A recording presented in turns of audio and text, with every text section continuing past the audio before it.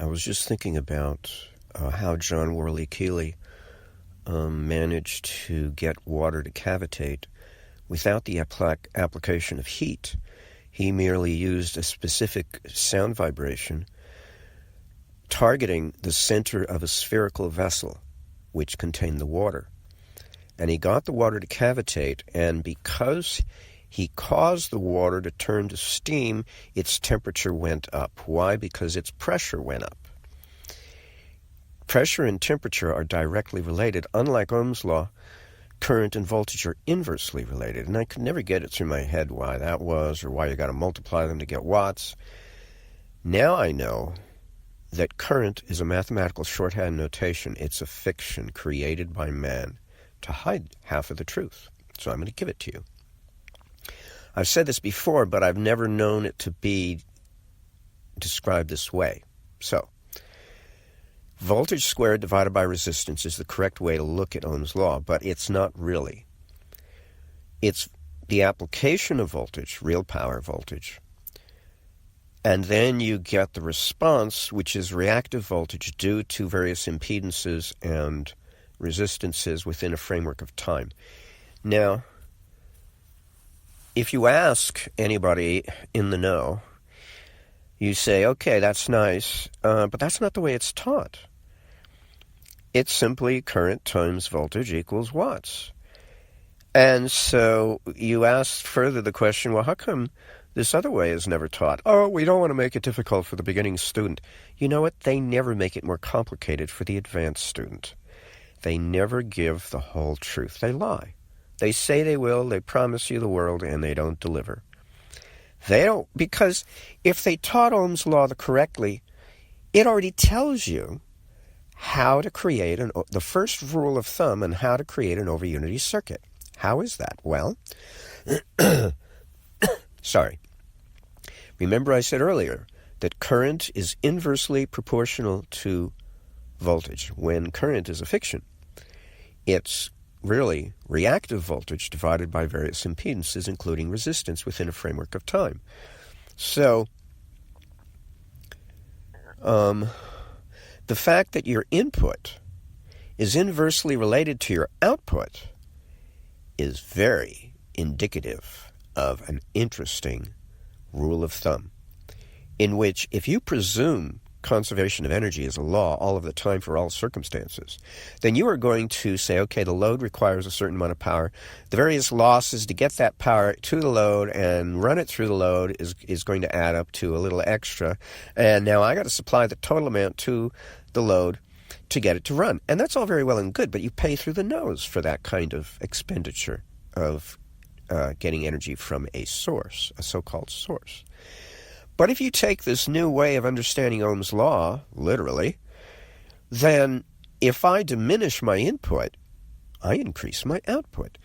The likelihood that you'll by accident stumble across that in real life begs the question why we're taught Ohm's law the way we are and kept in the dark for a reason, to make sure we don't stumble across over-unity in our builds. Because Ohm's law, when correctly interpreted, hints at the less energy you give it, the more energy you will most likely be able to produce if you design the circuit to take advantage of a very extremely low input. So low, there's no way that circuit's going to give you what you want. And you're no longer using your input as a prime mover, or deriving it from a prime mover. Now you're just using it as a catalyst to provoke the circuit to become a generator, its own source for its load.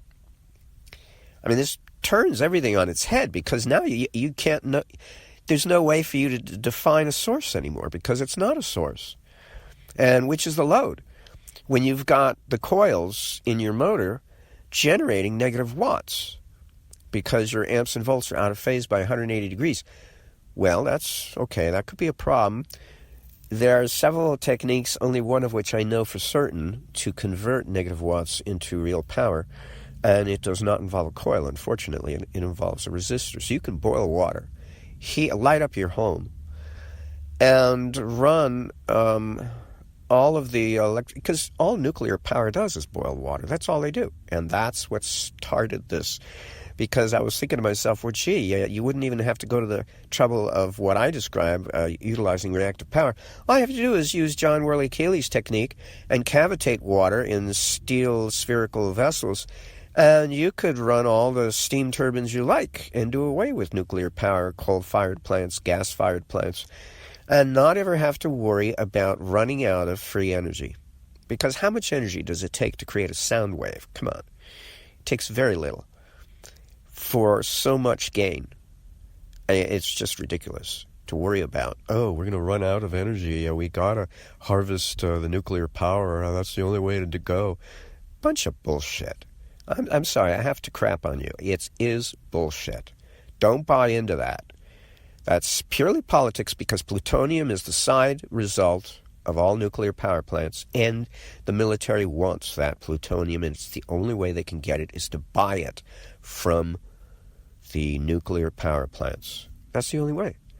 Meanwhile, we're trying to say peace on earth and, goodwill towards men, but we got to have more missiles than you, and or else when we come to the negotiating table, what are we going to have to say to claim that we're superior and we need to be listened to? You only have 2 missiles and we have 4,500. It's so ridiculous. And they don't even put the heads on those missiles. They're not stupid. They have them detached from all the missiles in a room off to the side. Because they know somebody could accidentally push the button and start World War III and devastate the planet. So they're not stupid. But they're still insane. Because they still want their plutonium anyway. To go through the motion of, I have more missiles than you. Of course, it's decapitated. But we could put the caps on. You better watch out. You better not cry. It was da-da-da-da, I'm telling you why. Here we are, Christmas season, and it's paper thin, I'm sorry to say.